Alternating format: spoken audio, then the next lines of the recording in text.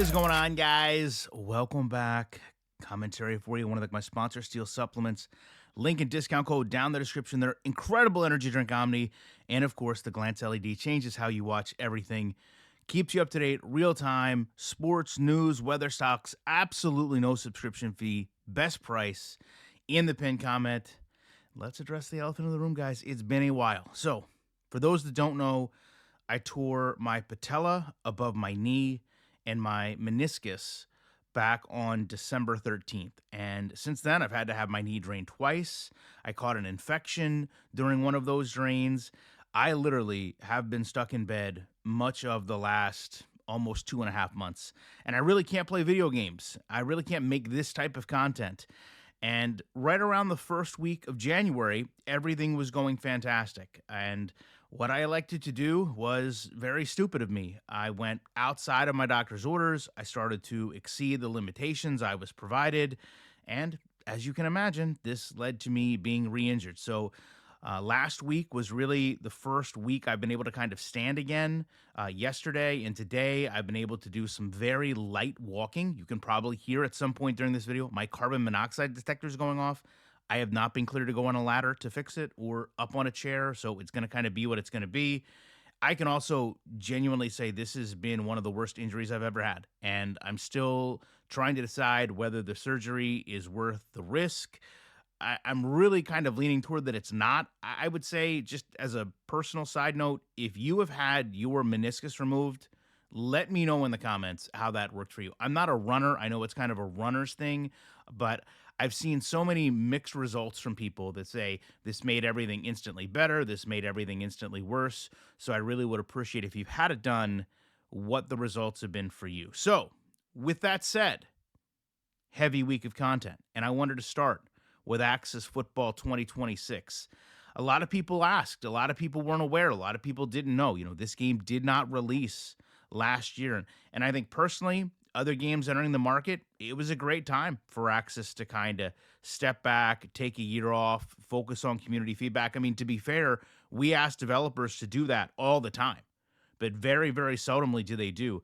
And one of the things that Axis actually mentioned first when taking this break was they were going to put instant replay in the game, which has really kind of prohibited a lot of people, myself included, from going and doing breakdowns, because all we're left with is the gameplay and trying to slow that down and work around the limited camera angles that it provides.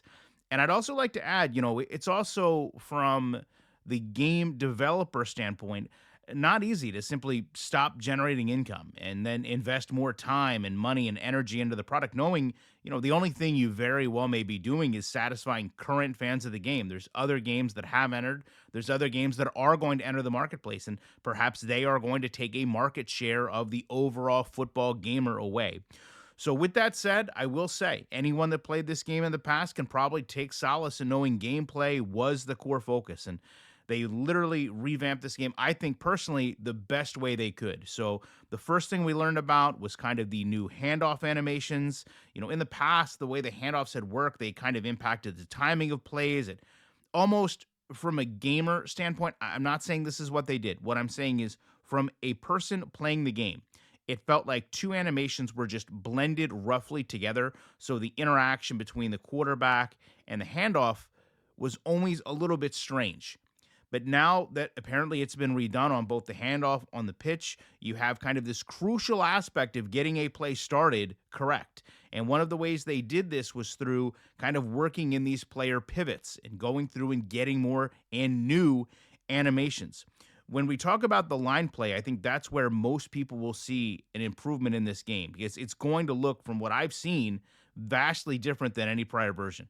And they also have had the AI logic behind this, to truly matter. They just went through a whole segment of how they have, all different coaching options and mindsets for how teams approach third down, fourth down, all of these things. One of Axis's strong suit has actually been able to go in and adjust all those sliders and truly make teams play independent. The problem was the gameplay was really never there to make it kind of matter to a degree. But to get back to some of the things they've improved, the route tree has been greatly extended. So you've got sluggos, crooked routes, whips, tons of variations.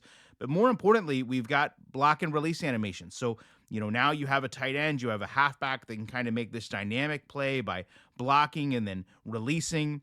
And to help quantify to you what that looks like, every single offensive play from Access 24 has been removed. It's either needed to be replaced or revamped. With that, they brought in over 75 formations, which is double what the game had before. And those formations have around 15 to 20 plays per formation. They've got some ultra modern, 3 tight end sets. They've got kind of the more current dual halfback sets. It includes RPOs, which were not in the game before. And from Danny's perspective, the labor side of this meant hand coding over 1,000 plays. And again, I think that speaks to why when we tell developers, hey, we're not seeing big changes from year to year, why this was so important for them. To go through and change 1,000 plays by hand or create 1,000 plays by hand, if it's one person, if it's 10 people, still takes time. They also, I will say, did make some slight improvements to the graphics. They've got new lighting, new shading, improved renders. And to me, I've always thought one of the issues with the game was up close. The graphics probably look just fine. They probably look great, to be quite honest, with what we've seen. But all of that detail kind of got washed out in the gameplay speed and the camera angles, and it almost made it pointless. They would come out with these new player models, and we didn't really see anything wrong with the player models from before, but then we realized that they were just continuing to kind of stack improvements on improvements that as gamers we weren't really seeing.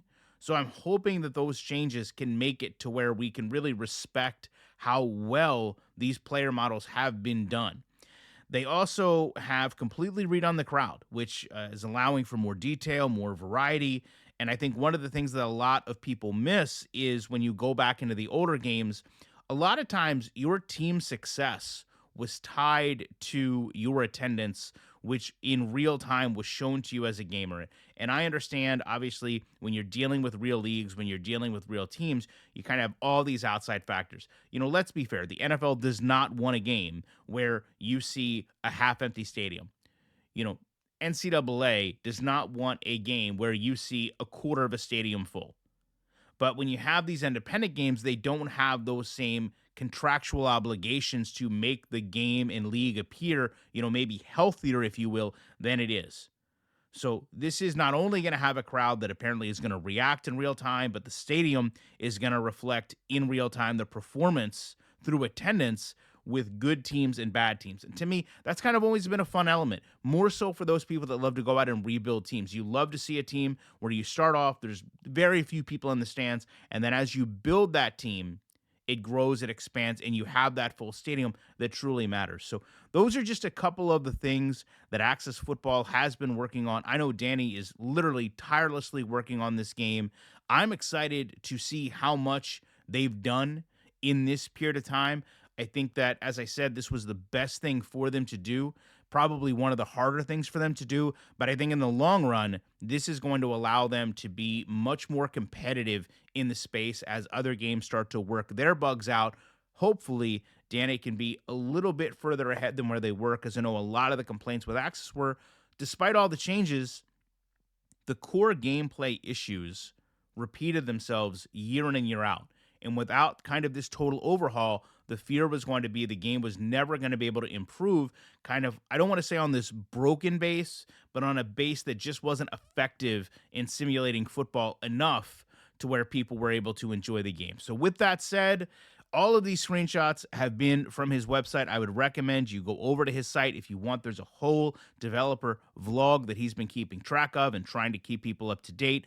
Other than that, I appreciate you watching this, and I will be back in the week with more commentary.